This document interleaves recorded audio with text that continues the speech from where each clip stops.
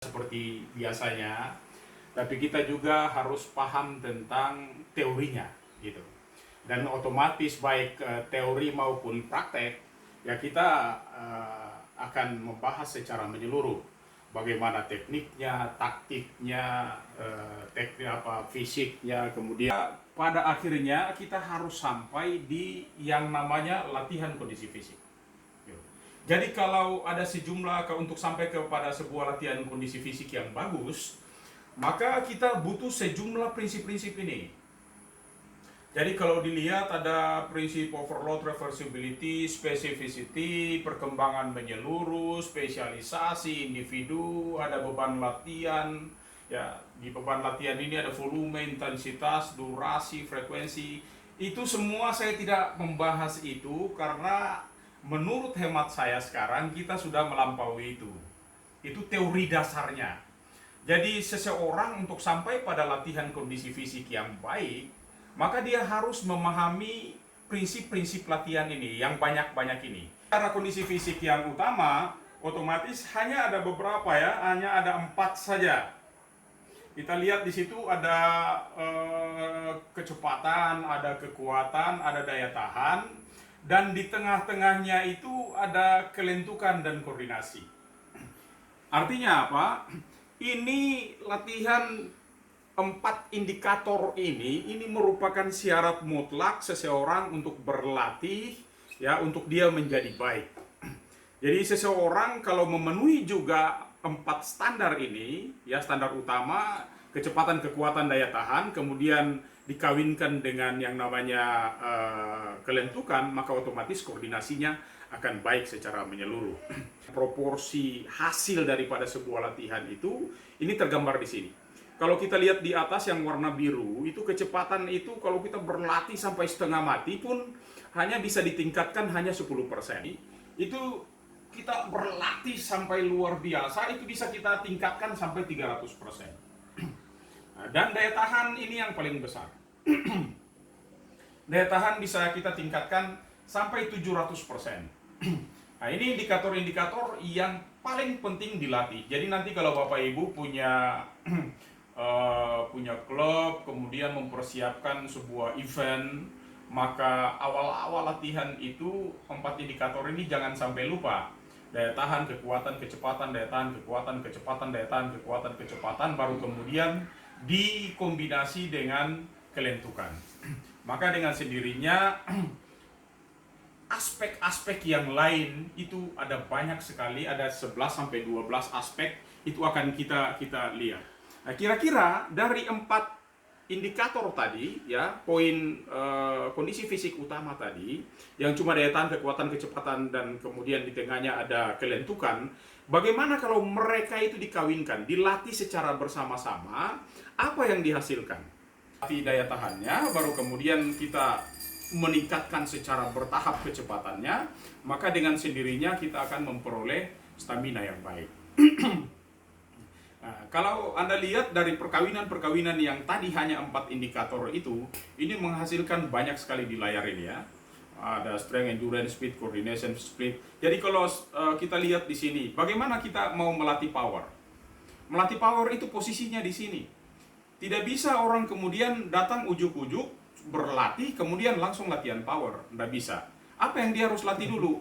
Ya dia harus latihan strength dulu, ya. Jadi dia harus latihan kekuatan dulu. Kalau kekuatan dia sudah miliki, ya, kemudian kecepatan dia sudah miliki, baru perkawinan antara kekuatan maksimal dan kecepatan maksimal ini, di sini kita akan menghasilkan yang namanya power. Jadi waktu baru mulai berlatih, jangan dulu melatih power. Kita harus latihan maksimum strength-nya dulu atau kekuatan maksimalnya dulu. Kemudian kita latih dulu kecepatannya yang maksimal dulu. Maka dengan sendirinya power ini kita dapat. Satu-satu. Di sini endurance ya. Endurance. Apa itu endurance? Tadi Pak Dr. Sudrajat sudah menyatakan bahwa endurance itu adalah daya tahan atau keadaan kondisi tubuh yang mampu untuk bertahan dalam waktu lama tanpa mengalami kelelahan yang berarti. Artinya kita sama-sama berlatih, orang lain sudah tidak kuat lagi, saya masih tetap kuat. Itu berarti saya memiliki daya tahan yang lebih bagus daripada orang yang sudah berhenti sebelum saya. Itu definisi dari endurance. Jadi dengan demikian, yang namanya latihan daya tahan itu kita butuh waktu yang panjang, waktu yang lama. Daya tahan sendiri itu terbagi dua. Jadi ada daya tahan aerobik, ada daya tahan anaerobik. Apa itu aerobik? Apa itu anaerobik?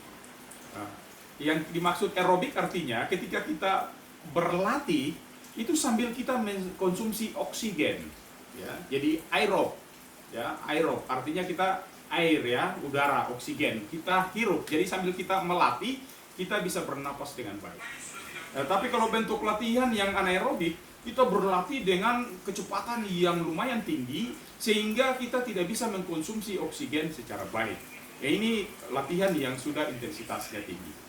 Nah, di situ kalau kita lihat macam-macam latihan daya tahannya itu ada beberapa yang populer, ya.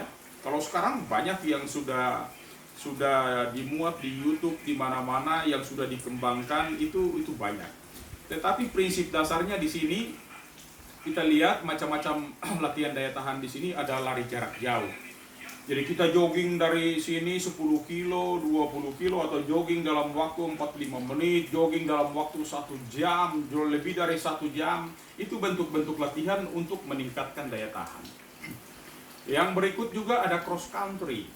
Ya, cross country ini sebenarnya tidak cocok di Indonesia, ya, karena kita tidak bisa lari antar kota. Cross country artinya ada kota-kota yang harus kita lampaui. Definisinya seperti itu. Tetapi kalau ditransfer ke Indonesia, biasanya kemudian cross country itu kita masuk ke dalam hutan, kita masuk ke dalam kawasan yang sedikit menyenangkan, dan kita bisa melakukan latihan di situ dengan enjoy, itu namanya cross country. Di dalam hutan misalnya, di situ dikatakan bermain-main dengan kecepatan. Mengapa bermain-main dengan kecepatan? Karena ada waktunya kita lari perlahan. Jadi tadi komponen biomotor yang paling dasar kan tadi cuma 4 itu. Daya tahan, kekuatan, kecepatan, sama kelentukan. Stamina ada di mana? Ya, stamina itu nanti setelah itu. Nah, nanti setelah itu kapan? Ya, setelah kita melatih daya tahannya bagus, melatih kecepatannya bagus, baru kemudian kita melatih stamina. Bagaimana untuk mendapatkan stamina? Ini kunci-kuncinya, ya. Kita mempertinggi intensitas, ya. Kecepatannya kita tingkatkan, ya. Volumenya, jaraknya kita bisa tambah jauh misalnya. Itu untuk meningkatkan volumenya, ya. Atau misalnya mempertinggi tempo. Dekat saja, tetapi kita lari dengan kecepatan yang tinggi. Nah, ini berarti kita mempertinggi tempo, gitu. Atau kemudian kita memperkuat otot-otot. Jadi di samping kita meningkatkan intensitas, membuat volumenya meningkat, tempo larinya kita tingkatkan, tapi kemudian juga kita harus melatih kekuatan otot kita. Maka otot-otot kita harus dilatih. Jadi tanpa latihan untuk ketahanan otot kita, dengan latihan-latihan beban, maka nanti kita yang untuk mendapatkan stamina tidak akan menjadi stabil. Ya. Itu cara untuk meningkatkan daya tahan menjadi stamina. Push up nanti, ya, kita push up tidak secepat-cepatnya. Itu bukan untuk power, ya. Tetapi kita akan push up dengan kecepatan yang tertahan. Misalnya, tiang 1, tiang 2, tiang 3, tiang 4. Nah, itu kita melatih power dengan menggunakan push up. Jadi dengan berat badan sendiri juga kita bisa mendapatkan power yang bagus. Nah, misalnya nanti itu di karate, misalnya di karate itu kita mungkin tidak full contact, tetapi sangat cepat, bang! Itu namanya kita mendapatkan power yang baik. sehingga bentuk gerakannya pasti akan lebih cepat. Jadi orang yang memiliki kecepatan belum tentu dia memiliki power. Tetapi orang yang memiliki power itu pasti dia memiliki kecepatan. Mengapa? Karena dia sudah memiliki kekuatan maksimal, dia sudah memiliki kecepatan maksimal dulu baru dia dapat power. Gitu loh.